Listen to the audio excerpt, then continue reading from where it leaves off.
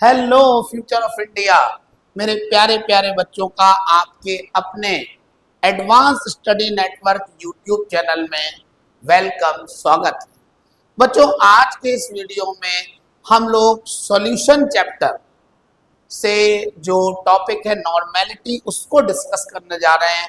मेरे प्यारे बच्चों, मैं आपको बता दूं, नॉर्मेलिटी में हम लोग कुछ डेफिनेशन, फॉर्मूले, कुछ इंपॉर्टेंट स्टार साइन पॉइंट के साथ साथ तीन चार हम लोग प्रॉब्लम्स भी डिस्कस करेंगे।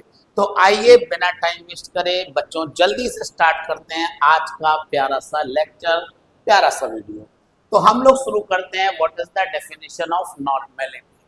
तो आइए नॉर्मेलिटी की डेफिनेशन देखते हैं। बच्चों, नॉर्मेलिटी क्या होती है? तो मैं आपको याद दिला दूं, number of gram equivalent of solute dissolved in 1 liter of solution is called normality. Number of gram equivalent of solute dissolved in 1 liter of solution is called normality. आइए डेफिनेशन लिख भी लेते हैं। Number of gram equivalent of solute dissolved in 1 liter of solution is called normality, is called normality कर दिया, ठीक है ना बच्चों? क्या आप जानते हैं नॉर्मेलिटी की यूनिट क्या होती है? नॉर्मेलिटी की यूनिट ग्राम इक्विवेलेंट पर लीटर क्या होती है बच्चों? ग्राम इक्विवेलेंट पर लीटर होती है, नॉर्मेलिटी की यूनिट है। नॉर्मेलिटी को मेरे प्यारे बच्चों हम कैपिटल एन से डिनोट करते हैं। किससे डिनोट करते हैं? कैपिटल एन से। बच्चों आपको याद रखना है, यहाँ पर क्या याद रखना है? अब हम कुछ बड़ी इंपॉर्टेंट बातें समझने जा रहे हैं, आप बहुत ध्यान से सुनेंगे, बहुत मजा आने वाला है। स्माइलिंग स्पीड से हम लोग पढ़ाई कर रहे हैं। तो आइए हम लोग नेक्स्ट पॉइंट पर आते हैं। तो बच्चों हम लोग पढ़ने जा रहे हैं कि जो नॉर्मेलिटी है ना, उस पर बच्चों टेम्परेचर का इफेक्ट पड़ता है। आप पूछ सकते हैं सर क्यों पड़ता है, कैसे पड़ता है? तो बच्चों पहली बात तो क्यों पड़ता है? नॉर्मेलिटी मेरे प्यारे बच्चों वॉल्यूम पर डिपेंड करती है। नॉर्मेलिटी वॉल्यूम पर डिपेंड करती है। सर मुझे कैसे मालूम वॉल्यूम पर डिपेंड कर रही है? अरे भाई तभी तो मैं कह रहा हूं कि number of gram equivalent of solute dissolve in 1 litre of solution, जब कोई चीज लीटर में चल रहा है दैट इज वॉल्यूम। तो आपने देखा नॉर्मेलिटी डिपेंड कर रही है वॉल्यूम पर। और बेटा वॉल्यूम डिपेंड करता है टेम्परेचर पर। मतलब अगर हम लोग बेटा टेम्परेचर इंक्रीज करेंगे तो याद रखना मेरे प्यारे बच्चों वॉल्यूम भी इंक्रीज हो जाएगा। और मैं आपको एक बात बता दूं, नॉर्मेलिटी और वॉल्यूम एक दूसरे के रेसिप्रोकल होते हैं। कैसे सर? अरे आओ भी बताता हूं, फॉर्मूला लिख लेता हूं नॉर्मेलिटी का। नॉर्मेलिटी का फॉर्मूला होता है normality is equal to number of gram equivalent of solute upon volume of solution in liter। देखिए अब आप देख सकते हैं बच्चों, मैंने बताया कि जो वॉल्यूम होता है बेटा वो टेम्परेचर पर डिपेंड करता है। वॉल्यूम किस पर डिपेंड कर रहा है? टेम्परेचर पर। और बच्चों अगर आप टेम्परेचर को इंक्रीज करेंगे तो मेरे प्यारे बच्चों वॉल्यूम भी इंक्रीज हो जाएगा। और बच्चों अगर वॉल्यूम इंक्रीज हुआ ना तो जानते हो क्या होगा? वॉल्यूम इंक्रीज होने से नॉर्मेलिटी जो होती है वो डिक्रीज हो जाएगी। क्यों डिक्रीज होगी? अरे भाई नॉर्मेलिटी और वॉल्यूम एक दूसरे के रेसिप्रोकल है, और जब ये रेसिप्रोकल है तो सीधी सी बात है कि वॉल्यूम इंक्रीज होने पे नॉर्मेलिटी डिक्रीज हो जाएगी। ये मैंने आपको नॉर्मेलिटी पर टेम्परेचर का इफेक्ट, जो कि बहुत बेटा इंपॉर्टेंट पॉइंट है, पूरी तरीके से आपको डिस्कस कर दिया। मुझे मालूम है आपको क्लियर हो गया होगा 101%। आइए बच्चों अब हम सेकंड पॉइंट पर आते हैं। बच्चों क्या आप जानते हैं व्हेन एक पॉइंट लिख रहा हूं फिर मैं डिस्कस करता हूं। When solution x time diluted then normality x time decreases। बच्चों ये भी बड़ा इंपॉर्टेंट पॉइंट है, कॉम्पिटिटिव पॉइंट है। अगर बच्चों हम कभी भी नॉर्मेलिटी को या सॉरी अगर हम लोग बच्चों वॉल्यूम ऑफ सॉल्यूशन को एक्स टाइम डाइल्यूट कर लें, सॉल्यूशन एक्स टाइम डाइल्यूट करें तो बच्चों नॉर्मेलिटी भी एक्स टाइम डिक्रीज हो जाएगी। वॉल्यूम एक्स टाइम डाइल्यूट करा तो नॉर्मेलिटी भी एक्स टाइम डिक्रीज हो जाएगी। ये रिलेशन हमें ध्यान रखना होगा। मेरे प्यारे बच्चों अब हम आपको अगली बात बताने जा रहे हैं। क्या? सबसे पहले मैं बताता हूं कि नॉर्मल सॉल्यूशन क्या होता है। इस पॉइंट को भी बच्चों आप देखें, what is the normal solution. बेटा आपको याद रखना है, if 1 gram equivalent of solute 1 gram equivalent of solute dissolve in 1 litre of solution that is called normal solution. मैंने क्या बोला? If 1 gram equivalent solute dissolve in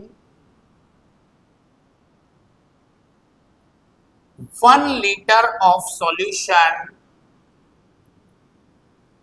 that is called normal solution, that is called normal solution। समझ में आ गया ना normal solution की definition? तो normal solution की डेफिनेशन सारे बच्चों को क्लियर है ना? मैंने बताया 1 gram equivalent solute dissolve in 1 litre of solution that is called normal solution. मेरे प्यारे बच्चों अब हम लोग कुछ और पॉइंट डिस्कस कर लें। जैसे अगर कोई पूछे कि नॉर्मल सॉल्यूशन की नॉर्मेलिटी क्या होती है, तो अगर कोई पूछे नॉर्मल सॉल्यूशन की नॉर्मेलिटी क्या होती है तो आपको याद रखना है कि जो नॉर्मल सॉल्यूशन होते हैं उनकी नॉर्मेलिटी बच्चों n इज इक्वल टू 1 होती है। क्या आप जानते हो अगर कोई सॉल्यूशन सेमी नॉर्मल हो जाए, सेमी नॉर्मल, तो जानते हो नॉर्मेलिटी क्या हो जाएगी? उसकी नॉर्मेलिटी हो जाती है उसकी n/2। n/2 को आप चाहो तो 1/2 भी बोल सकते हो, ठीक है ना? तो सेमी नॉर्मल सॉल्यूशन की नॉर्मेलिटी n/2 मतलब 1/2। बच्चों अगर सॉल्यूशन में आपको बता दूं कि सेंटी नॉर्मल हो जाए, कैसा हो जाए? सेंटी नॉर्मल, तो बच्चों नॉर्मेलिटी हो जाती है n/100। इसे आप चाहो बच्चों तो 1/100 या फिर 0.01 भी लिख सकते हो नॉर्मेलिटी। और बच्चों अगर सॉल्यूशन डेसी नॉर्मल तो बेटा नॉर्मेलिटी n/10 या 1/10 या इसे आप 0.1 भी बोल सकते हो, ये हो जाती है। बच्चों अगर मान लीजिए सॉल्यूशन मिली नॉर्मल हो जाए, मिली नॉर्मल कैसा हो जाए? मिली नॉर्मल, तो बेटा नॉर्मेलिटी हो जाती है n/1000 या इसे आप 1/1000 कर सकते हैं या 0.001 भी ले सकते हैं, ये नॉर्मेलिटी हो जाए। बेटा अगर सॉल्यूशन पेंटा नॉर्मल हो जाए, पेंटा नॉर्मल, कैसा नॉर्मल? पेंटा नॉर्मल, तो बेटा नॉर्मेलिटी हो जाती है 5n। 5n का मतलब आप 5 भी लिख सकते हैं, ठीक है? और अगर सॉल्यूशन पेंटी नॉर्मल हो जाए, क्या हो जाए बच्चों? पेंटी नॉर्मल,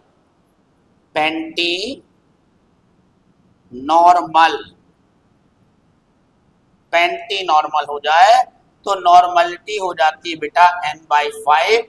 इसे आप 1/5 या 0.2 भी बोल सकते हैं बच्चों, है ना? और बच्चों अगर सॉल्यूशन डेका नॉर्मल हो जाए, डेका नॉर्मल, तो याद रखना नॉर्मेलिटी हो जाती है 10n। कितनी n? 10n। या इसे आप 10 भी बोल सकते हो। तो ये बेटा कुछ इंपॉर्टेंट टर्म है जो नॉर्मेलिटी में तो यूज हो ही सकते हैं, साथ में बेटा डिफरेंट टाइप ऑफ प्रॉब्लम्स में ऐसे वर्ड आ जाते हैं। कहीं मिली नॉर्मल सॉल्यूशन बोल दिया, कहीं उसने पेंटा नॉर्मल बोल दिया, तो हमें उससे समझ में आ जाएगा कि किसको हम क्या बोलेंगे। ये हमें अच्छी तरीके से बच्चों प्रिपेयर करना पड़ेगा, याद रखना, अच्छे तरीके से पढ़ना है। अब आ जाइए हम लोग फॉर्मूलों पर आते हैं। नॉर्मेलिटी से रिलेटेड कुछ इंपॉर्टेंट अच्छे फॉर्मूले बेटा हम लोग देखते हैं। बेटा पहला बेसिक फॉर्मूला तो आपके सामने आ ही चुका है। क्या आ चुका है सर? अरे आपके सामने नहीं है, normality is equal to number of gram equivalent of solute upon volume of solution in litre. अब बेटा इसी सॉल्यूशन को हम ब्रेक करते जाएंगे और इसे लिखते जाएंगे। कैसे सर? अरे ये बताओ, यहाँ number of gram equivalent of solute लिखा है, आप चाहो तो इसे जानते हो क्या लिख सकते हो, देखना जरा। आप लिख सकते हो normality is equal to, short में लिख लेते हैं इसे, एन इज इक्वल टू, बेटा हम number of gram equivalent of solute की जगह यूज कर सकते हैं word mass of solute upon equivalent mass of solute. तो बच्चों हम लिख सकते हैं यहां पर क्या, मास ऑफ सॉल्यूट अपॉन आ जाएगा मेरे प्यारे बच्चों equivalent mass of solute, upon में आएगा बेटा volume of solution in litre, है ना, ऐसा भी लिखा जा सकता है। बच्चों क्या आप जानते हो इसी को आप ऐसे लिख सकते हो क्या, मास ऑफ सॉल्यूट, तो सब लोग जानते हैं, upon equivalent mass of solute into volume of solution in litre. बेटा इसको हम ऐसे ही, तो फर्स्ट फॉर्मूला तो ये था, इसी को ब्रेक करके देखिए अपने सेकंड फॉर्मूला ये बना दिया। बेटा थर्ड फॉर्मूला नॉर्मेलिटी का हम लोग और जानते हैं। क्या आप जानते हैं ये क्या है, मास ऑफ सॉल्यूट है ना, मास ऑफ सॉल्यूट, और ये क्या है, वॉल्यूम इन लीटर है। तो अगर आप चाहो तो इसको मिलाकर भी बेटा एक वर्ड हम लोग बना सकते हैं, इन दोनों को मिला के क्या बना सकते हैं, आइए देखते हैं। तो हम लोग एक फॉर्मूला बना देंगे, normality is equal to mass of solute in per litre solution upon equivalent mass of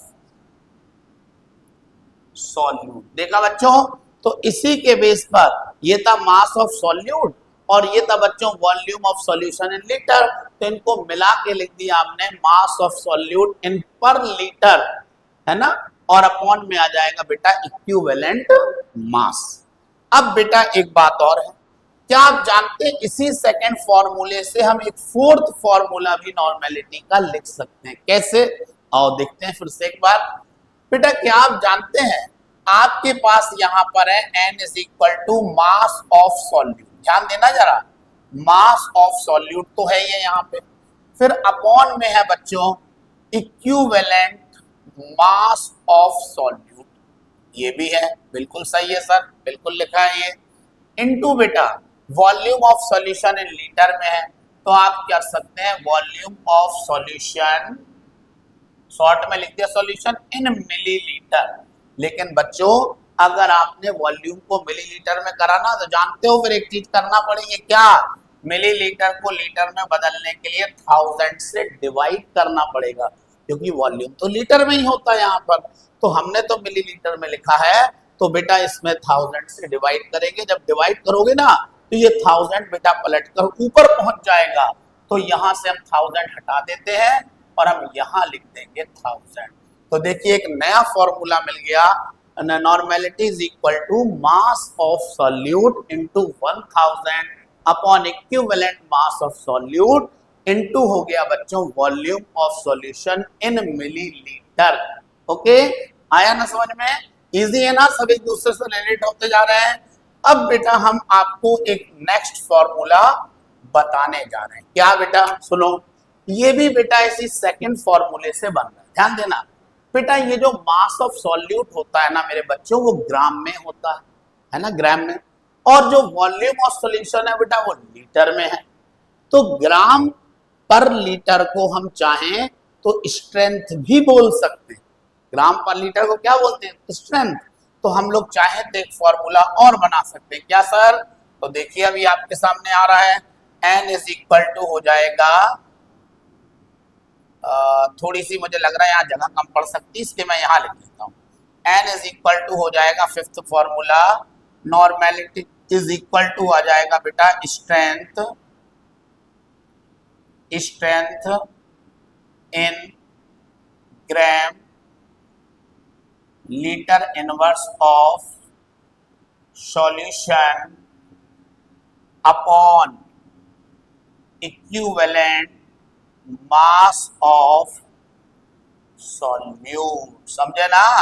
मैंने क्या बताया था अभी मैंने बताया था मास ऑफ सॉल्यूट जो यूज करते हो बच्चों, वो यूज करते हो ग्राम में, और वॉल्यूम यूज कर रहे हो लीटर में। तो आप चाहो तो ग्राम पर लीटर को हम स्ट्रेंथ भी बोल देते हैं।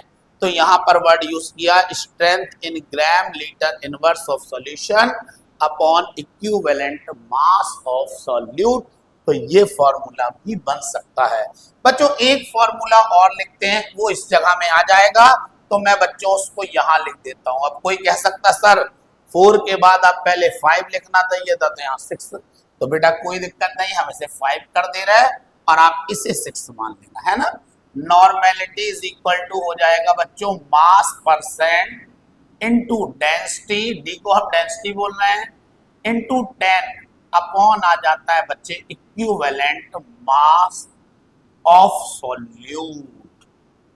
देख रहे हैं बेटा, ये फॉर्मूला बहुत जबरदस्त तरीके से यूज होने वाला है, खास तौर से कॉम्पिटिटिव क्वेश्चंस में, ठीक है ना।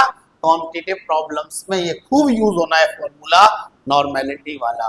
तो क्या है formula? Mass percent into density into 10 upon equivalent mass of solute. ये बेटा नॉर्मेलिटी का फॉर्मूला है जो आपके सामने आ चुका है।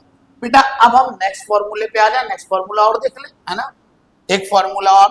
तो बेटा मुझे लग रहा है एक फॉर्मूला और ये लास्ट फॉर्मूला नॉर्मेलिटी का बताने जा रहा हूं। क्या है वो है बेटा, हम लोग लिख सकते हैं milli n is equal to, तो लिखो भाई, यस नॉर्मेलिटी का है ना, n is equal to milli equivalent,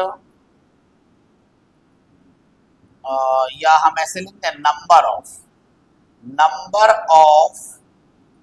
milli equivalent of solute upon, समझे ना, number of milli equivalent of solute upon volume of solution, volume of solution in millilitre. तो ये आ जाएगा number of milli equivalent of solute upon volume of solution in millilitre. तो बेटा ये 7 फॉर्मूले हैं, एक दूसरे से रिलेटेड हैं। कायदे से तो एक ही फॉर्मूले से सारा काम चल सकता है, लेकिन बेटा ये बता इसलिए हैं ताकि हमारा ब्रेन में शार्पनेस आए, साथ में अलग अलग टाइप की प्रॉब्लम्स को हम क्विक सॉल्व कर पाए, इसीलिए आपके सामने ये मैंने सारे फॉर्मूले रखे हैं। आइए हम लोग अब एक और काम करते हैं। क्या? तो बेटा कुछ सॉल्यूशन से रिलेटेड, सॉल्यूशंस वाली जो प्रॉब्लम आती है उनसे रिलेटेड बेटा हम लोग कुछ फॉर्मूले और देखते हैं। ये फॉर्मूले हमने बताया नॉर्मेलिटी के बेसिक फॉर्मूले से बने हुए फॉर्मूले हैं, और अब कुछ और इंपॉर्टेंट फॉर्मूले देखते हैं। जैसे पहला फॉर्मूला, अगर आपको बच्चों किसी सॉल्यूशन की नॉर्मेलिटी गिवन हो, नॉर्मेलिटी एक सॉल्यूशन है कोई, उसकी नॉर्मेलिटी गिवन है, उसका वॉल्यूम गिवन है, कोई दूसरा सॉल्यूशन है उसकी भी नॉर्मेलिटी गिवन है, लेकिन उसका वॉल्यूम फाइंड करना है, या वॉल्यूम गिवन है नॉर्मेलिटी फाइंड करना है। तो अगर इस तरीके के दो अलग अलग सॉल्यूशन है तो उनमें क्या रिलेशन होता है, N1V1 इज इक्वल टू होता है बच्चों N2V2। यानी ये फॉर्मूला डेफिनेटली आपने बहुत बार क्वेश्चंस में करा है ना। तो ये बड़ा इंपॉर्टेंट फॉर्मूला है जो बार बार यूज होता रहेगा।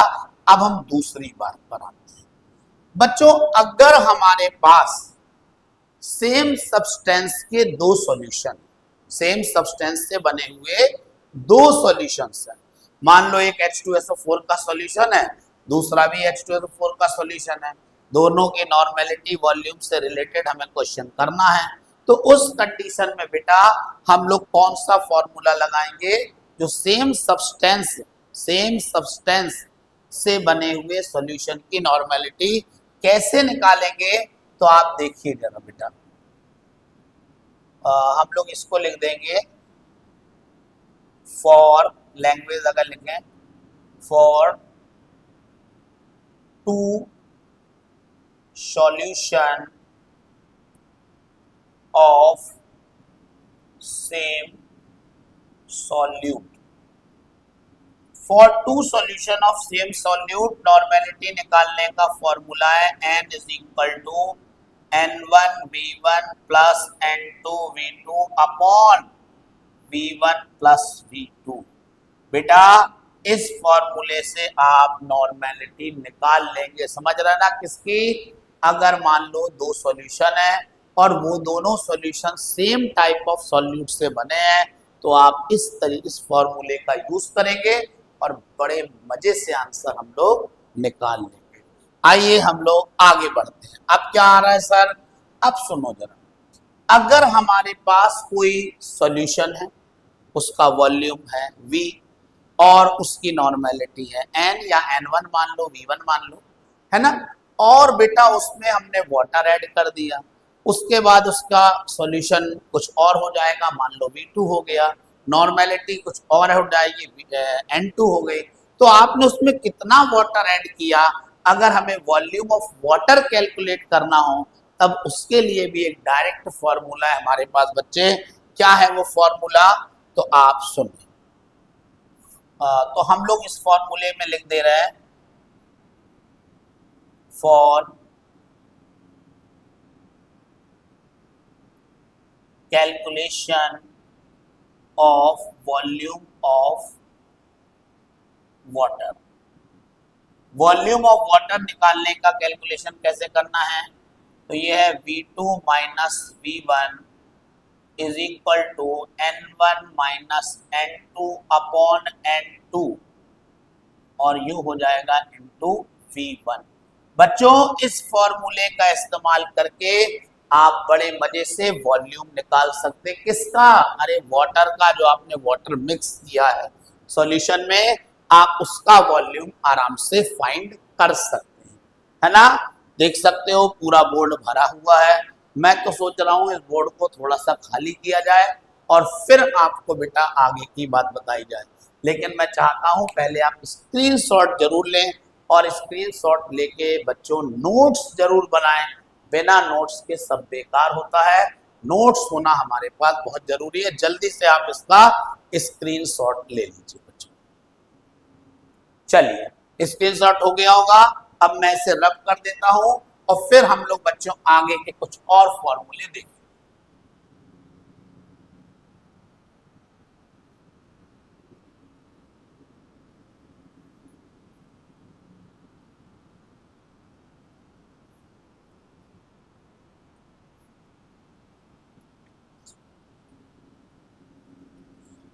तो देखिए बढ़िया तरीके से बोर्ड की क्लीनिंग चल रही है यार। बोर्ड हमने तो ये देखा है व्हाइट बोर्ड मार्कर की इंक भी आजकल बोर्ड पर चिपकने लगे हैं। चलिए खैर, आइए हम लोग बच्चों आगे बढ़ जाते हैं। अभी कुछ और नॉर्मेलिटी वॉल्यूम से रिलेटेड फॉर्मूले हैं, वो और हम लोग देखते हैं। अब हम बच्चों उस फॉर्मूले के बाद वॉल्यूम ऑफ वाटर निकालने के बाद आगे बढ़ रहे हैं। नेक्स्ट टाइप ऑफ फॉर्मूला आप लोग सुने बच्चों। क्या आप जानते हैं, क्या अगर बच्चों हमारे पास कोई एसिड हो उसका हमारे पास मास हो, कोई बेस हो, उसकी नॉर्मेलिटी वॉल्यूम हो और एसिड बेस एक दूसरे से रिएक्शन कर रहे हो, तो उस कंडीशन में उनके लिए क्वेश्चन सॉल्व करने के लिए फॉर्मूला क्या आता है, हम लोग लिख सकते हैं acid is equal to base, और बेटा फॉर्मूला लगा सकते हैं हम लोग क्या, W A upon E A is equal to NV upon 1000, ये आ जाएगा। सर ये WA क्या है, ये है मास ऑफ एसिड, WA को माना मास ऑफ एसिड, EA को माना equivalent mass of acid, N को माना नॉर्मेलिटी ऑफ बेस, V को माना है वॉल्यूम ऑफ बेस, ठीक है ना। अच्छा ये उल्टा भी हो सकता है, कैसे, आप चाहें तो इसे हम लोग ऐसे भी लिख सकते हैं acid is equal to base. कई बार क्या होता है कि हमें एसिड का वॉल्यूम और नॉर्मेलिटी मालूम है और बेस के लिए हमें मास कैलकुलेट करना है या कुछ भी इस तरीके का, तो अपन लोग उस कंडीशन में फॉर्मूला उल्टा भी कर सकते हैं, यानी NV upon 1000 is equal to हो सकता है WB अपॉन AB। यहाँ B का मतलब क्या है बच्चे, यहाँ B का मतलब है बेस, तो आपने देखा ये हो जाएगा mass of base, equivalent mass of base, normality of acid, volume of acid upon 1000। तो बच्चों ये फॉर्मूला भी काफी बार आप देखेंगे न्यूमेरिकल्स में यूज होगा। अब आइए आगे देख लेते हैं नेक्स्ट, अगला फॉर्मूला आ रहा है, लेकिन उसके पहले कुछ बात और पढ़ते हैं। क्या बेटा, अगर मान लो NaVA इक्वल टू NbVB होता है तो इसका मतलब क्या होता है, सर NaVA क्या है, Na है नॉर्मेलिटी ऑफ एसिड, Va है वॉल्यूम ऑफ एसिड, Nb है मेरे प्यारे बच्चों नॉर्मेलिटी ऑफ बेस, और Vb है वॉल्यूम ऑफ बेस। अगर नॉर्मेलिटी, अगर NaVA की वैल्यूज इक्वल है, बराबर बराबर है, तो समझ जाना सॉल्यूशन कैसा है, न्यूट्रल है। कैसा है बच्चों, न्यूट्रल सॉल्यूशन। सॉल्यूशन कैसा है, न्यूट्रल। अगर बच्चों NaVA ग्रेटर देन है किससे, NbVB से, तो समझ जाना सॉल्यूशन एसिडिक है। कैसा है, एसिडिक। और बच्चों अगर NaVA स्मॉलर देन है किससे, किससे स्मॉलर देन है, NbVB से, तो आप पहचान देना कि सॉल्यूशन कैसे नेचर का है, सॉल्यूशन है बच्चे बेसिक नेचर का। समझ में आ रही ना। तो अगर NaVA इक्वल टू NbVB है तो सॉल्यूशन न्यूट्रल नेचर का है, अगर NaVA ग्रेटर देन NbVB तो एसिडिक है, और अगर NaVA स्मॉलर देन NbVB तो सॉल्यूशन बेसिक नेचर का। बहुत बढ़िया। और आइए हम लोग अगली बात पढ़ते हैं, अब अगली पॉइंट पर आते हैं। बेटा अगर हमारे पास कोई एसिडिक मिक्सचर है, कैसा मिक्सचर है, acidic mixture,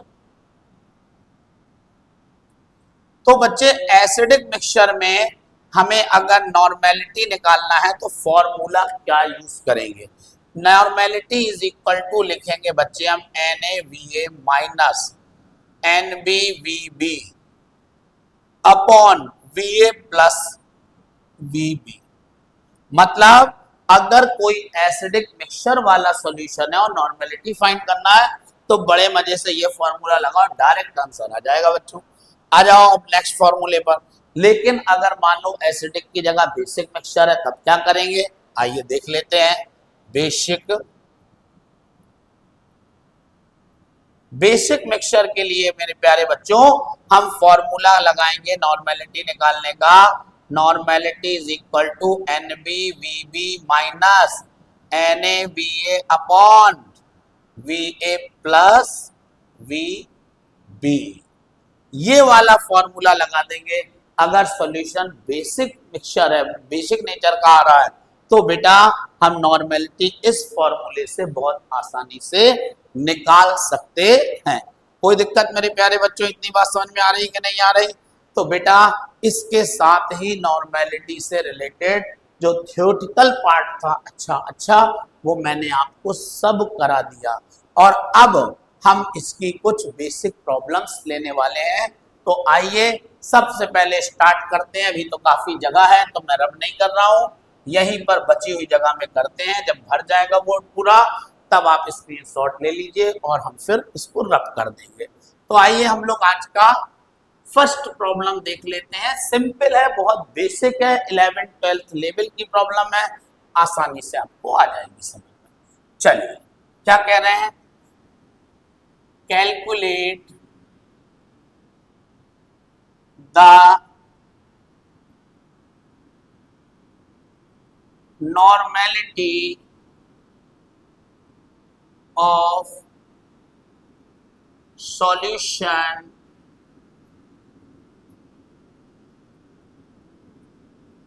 containing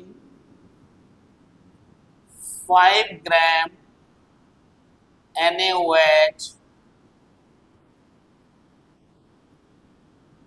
dissolved in 250 ml aqueous solution। ये है क्वेश्चन बच्चों। तो ये हमने आपके सामने फर्स्ट प्रॉब्लम रख दी, बहुत सिंपल सी है। कैलकुलेट द नॉर्मेलिटी, लो भैया नॉर्मेलिटी कैलकुलेट करना है। कह रहे सॉल्यूशन कंटेनिंग 5 ग्राम NaOH। 5 ग्राम NaOH समझ गया ना, अरे मास of NaOH, mass of NaOH को आप चाहो तो WB से रिप्रेजेंट करते हो, कर सकते हो, है ना। 5 ग्राम है ना। यहाँ बी को आप बच्चों बेस ना समझना, यहाँ भी फिलहाल बेस वेस से कोई मतलब नहीं है। WB को हमने सॉल्यूट मान लिया, मास ऑफ सॉल्यूट, है ना। और बेटा वॉल्यूम आपको गिवन है, देखो कितना 250 ml, तो आपको वॉल्यूम गिवन है बेटा 250 ml। और बच्चों कहा जा रहा है निकालो नॉर्मेलिटी, छुट्टियों में आप कर ले जाएंगे कैसे, n is equal to formula है बेटा, इतना बड़ा बड़ा ना लिख के थोड़ा शॉर्ट में लिख देते हैं, WB into 1000 upon EB into हो जाएगा V।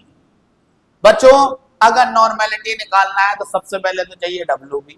अरे WB तो है सर हमारे पास, बहुत बढ़िया। हमें वॉल्यूम चाहिए, वॉल्यूम भी है सर हमारे पास। हमें EB चाहिए, EB is called equivalent mass of solute.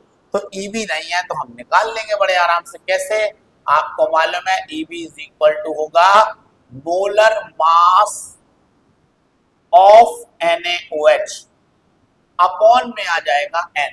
आपको मालूम है EB is equal to Na का एटॉमिक मास 23, O का 16, H का 1 अपॉन N कितना होगा बेटा, N जानते हो क्या कहलाता है, ध्यान रखना भूलना नहीं। N है बेटा acidity of base, NaOH base है ना, NaOH क्या होता है बेस, तो इसे बोलेंगे एसिड, N को बोलेंगे एसिडिटी ऑफ बेस। और इस बेस की एसिडिटी कितनी आएगी, अरे बेटा जिसमें जितने OH हैं वो बेसिसिटी हो जाए, एसिडिटी हो जाएगी। तो बेटा इसमें कितना NaOH में कितना OH है, ओनली 1 OH है, तो यहाँ हम लोग N की वैल्यू 1 पुट करेंगे, फाइनली EB की वैल्यू आ जाएगी 40। और अब कोई प्रॉब्लम नहीं है, हम लोग यहाँ पर फॉर्मूला वैल्यू रख दे रहे हैं। WB की वैल्यू हमारे पास है बेटा 5 इंटू 1000, EB की वैल्यू है 40, वॉल्यूम की वैल्यू है बेटा 250। बेटा डिवाइड करेंगे तो देखिए 4 बार जा रहा है ना, और बेटा 4 से इसे कैंसिल करेंगे बच्चे तो 10 बार जाएगा, और 10 का डिवाइड अगर आप 5 में करेंगे तो नॉर्मेलिटी तो आपके सामने आ जाएगी 0.5, यूनिट होती है ग्राम इक्विवेलेंट पर लीटर। ये बेटा इसका आंसर आ जाएगा। इस तरीके से बेटा इजिली हम लोग फर्स्ट प्रॉब्लम्स को सॉल्व कर लेंगे, है ना। ये इक्विवेलेंट मास यहाँ ले जाके पुट करना, ठीक है। ऐसे मेरे प्यारे बच्चों पहली प्रॉब्लम बहुत आसान थी, हम लोगों ने कर ली। आइए दूसरी प्रॉब्लम भी देख लेते हैं, वो भी इजी है। क्या है दूसरी प्रॉब्लम मेरे प्यारे बच्चों, इसको हम यहाँ पर पैक कर दे रहे हैं क्वेश्चन को। नेक्स्ट क्वेश्चन पर आते हैं। Next question, question number 2, problem number 2। आपको याद रखना है 5.85 ग्राम NaCl इज डिसॉल्व है ना, NaCl dissolved in water, what should what should be